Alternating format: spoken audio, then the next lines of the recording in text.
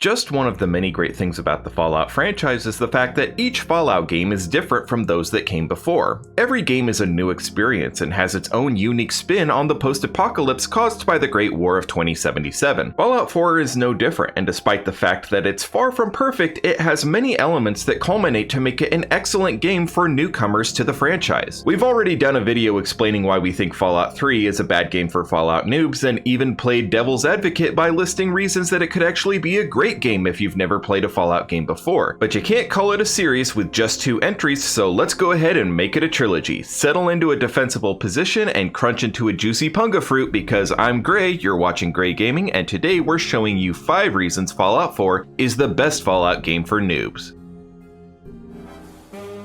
Just imagine it. You bought a new video game, you wait with anticipation as it downloads, installs, and runs through the initial configuration. You fire it up, finally get control of your character, and then you immediately wander into a den of baddies that instantly kills you, over and over again. Finally, you decide to go somewhere else that the game actually secretly wants you to go to. Okay, that was unpleasant, but let's go ahead and give this game a shot. You start getting into the groove, you pick a playstyle, you build your class of character, and after several hours of gameplay, you decide to push the storyline forward, only to discover that your build can't actually cope with the bosses or conditions that are necessary to progress. It's a tale as old as time, if time was only about 40. Some video games set handicaps that in some circumstances can be completely game-breaking. The Fallout franchise can be just as guilty of this as any, whether it's the Scorpions, Cazadors, and Deathclaws surrounding the somehow completely safe town of Goodsprings in Fallout New Vegas, or the strangely OP rats infesting the cave outside Vault 13 in Fallout 1, Fallout games like to make sure that you know this is no carefree jaunt through the post-apocalypse. Most Fallout games also have limits on the types of perks you're able to select and place caps on how many times you're able to level up, but Fallout 4 thankfully takes a different approach. If you make the mistake of dumping your first several perk points into skills for a melee build and then determine that guns are where it's at, no worries, you just have to stay the course until you've earned the necessary perks to switch over to a completely different style of play. The same is true of many of the side objectives in the game. Ignoring the settlement building early on doesn't necessarily lock you out of that path later on. Jumping straight into the main quest line doesn't mean that you permanently lose the ability to explore the surrounding areas later on. It's quite liberating, and while some may criticize this lack of consequence as being anti-Fallout, it's sort of a feature that's tailor-made to players who haven't yet adopted the nihilism of the wasteland and appreciates a good buffer now and then.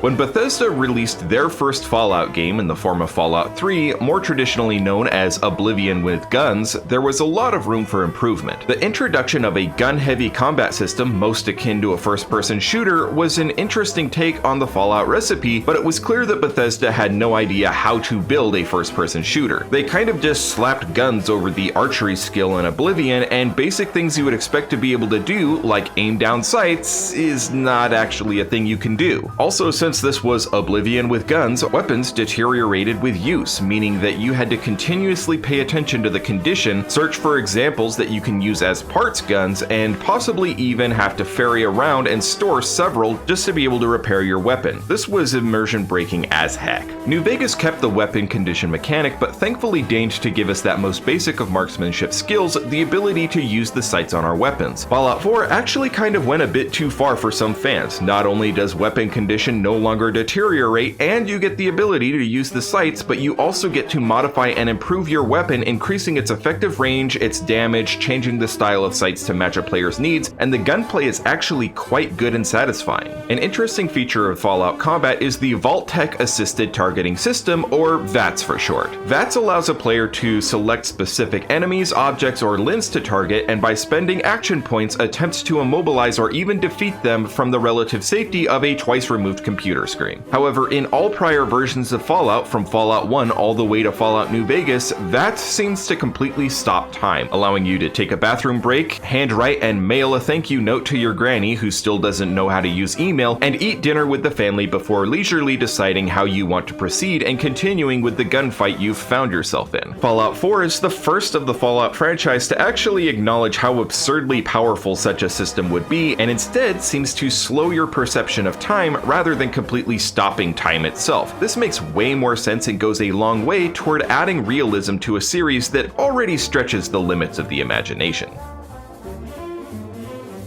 This is probably going to rub some people the wrong way, especially since I recently released a 40-minute video bad-mouthing the factions in Fallout 4. But the simple fact of the matter is that in most games, you usually only get to choose between 2 factions when deciding who to hitch your flag to. 3 if there's a wild card in there somewhere. But Fallout 4 actually gives you quite a few to play around with and running the gauntlet of the political compass to ensure that no matter what type of video I make, someone is going to get frumpy in the comment section. Even among minor factions that either have no part to play in the main story or simply exist to add a bit of flavor to the mix, there are several groups that are instantly and easily identifiable. In previous games, you may only be able to tell the difference between a certain faction and another by simple proximity to a certain physical location on the map or by the generic title that shows up in its health bar. These NPCs are identified by very minor differences in dress and behavior. However, in Fallout 4, even at long ranges before an enemy's health bar becomes visible, it's still a piece of cake to tell the difference between Atom Cats, Gunners, Synths, Feral Ghouls, and various unique raider gangs. If you don't want to accidentally make more enemies for yourself than you absolutely need to, then Fallout 4 makes it a little easier for you than most. Before we move on, if you're enjoying the video so far, it would mean a lot to me if you would open bats and sink some AP into the like button. Liking is easy, completely painless, and user engagement is a great metric to help us determine what sort of content provides the most value to you, a random person on the internet who somehow validates our life choices. Thank you, and now back to the video.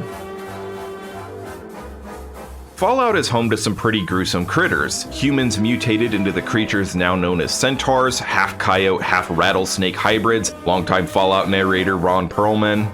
Anyway, the point I'm trying to make is the wastes and ruins of Fallout have no shortage of nightmare fuel scurrying around in the shadows. But one thing that the early 3D titles seem to have an affection for is taking mutated wildlife and making it more humanoid in appearance, whether it's the rapid mutation of sand crabs into the upright walking mirelurk, or the growth of either amphibians or fish into the creature from the Black Lagoon. For some reason, radiation-fueled hyper-evolution seems to have a fascination with bipedal locomotion. That is until Fallout 4. Now the aforementioned mirelurks look much more crab-like, the mirelurk kings look more frog-like, and the Ron Perlman, okay, he's still a handsome dude. The point is, when it came to Fallout 4, more thought seemed to go into the animal design, with mutated insects and wildlife taking on a more haphazard appearance, covered in tumors and abnormal growths, misshapen limbs, and other anatomical anomalies that one would expect from rapid radiation-induced mutation, rather than changes that would occur solely from natural selection and selective breeding.